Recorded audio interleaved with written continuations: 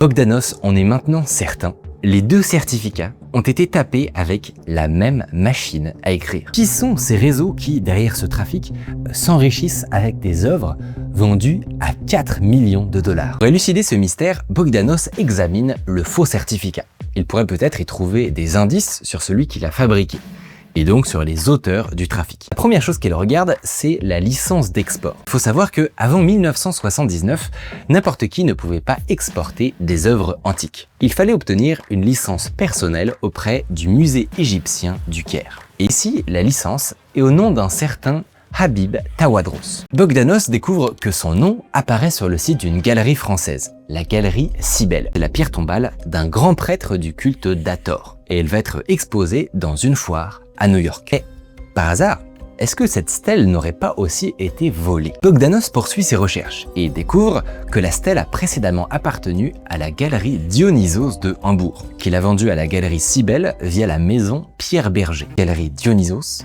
maison Pierre Berger, exactement comme le sarcophage de Nedjemanque. Bogdanos a alors une intuition.